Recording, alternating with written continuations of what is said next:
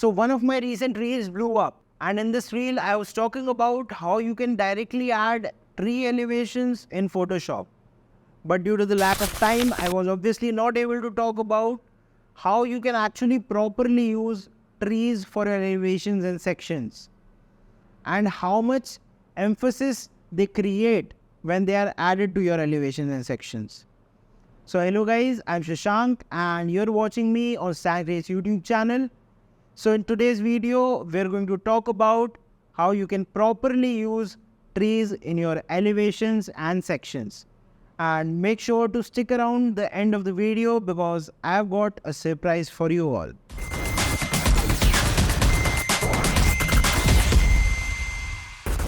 So the first thing we are going to talk about is the scale and proportion.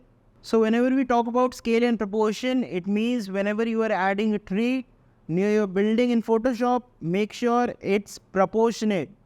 So whenever you have a specific climate condition or a specific region, a specific tree species grow to a specific height. So make sure to add a tree that is at an appropriate height. So for example, if you can see here, this is a still plus 3-story building. If we consider the height of each story to be 3 meters, a neem tree, for example, if we take it, it's about 5 to 6 meters in height. So what we'll do is we'll add a tree up to this height, which is approximately a 6-meter mark.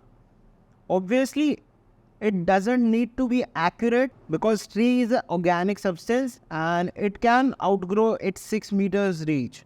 Okay, so as you can see on my screen, the tree is about 6 meters, about the 2-story height, and that's how we know it's on proportion. So the second thing we are talking about here is the type of tree. So whenever we are tackling a project, we obviously know where the project is held. We obviously know the site, its location. As I talked about earlier, the specific regions have specific trees. Okay, so whenever we are talking about a beach area, we will often see the palm trees, the coconut trees, as compared to a deserted region.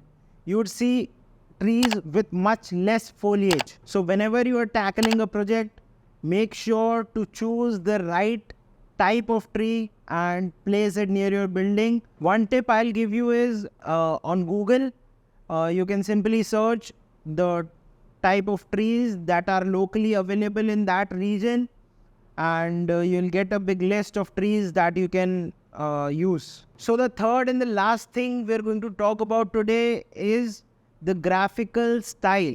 By the graphical style, I mean what type of graphics are you creating? Are you creating realistic graphics? Are you rendering out your elevation sections in a monochromatic tone? Are you rendering them out in a vectorized form? So make sure to actually focus on what graphical style you are using, and make sure to add not just the trees but also other elements like humans or any specific, if you're adding cars or any external things, make sure to add them in the same style, graphical style you're working in. So concluding the video, we talked about 3 things. First being the scale and the proportion. We always need to keep our trees in scale to the buildings. The second thing we talked about is the type of trees. Make sure to use the right species of trees that are locally available in the regions of your site. And third and the last thing we talked about is the graphical style. Make sure to use the right graphical style for all your elements. Make sure to use the same graphical style for all your elements to create a harmonious presentation. So that is it for the video. And about the surprise, I have just launched a free tree elevations pack. So you can download it from the description.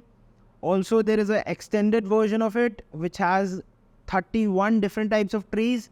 So if you want to get that, you can also check out the other link in the description. So yeah, until then, stay creative.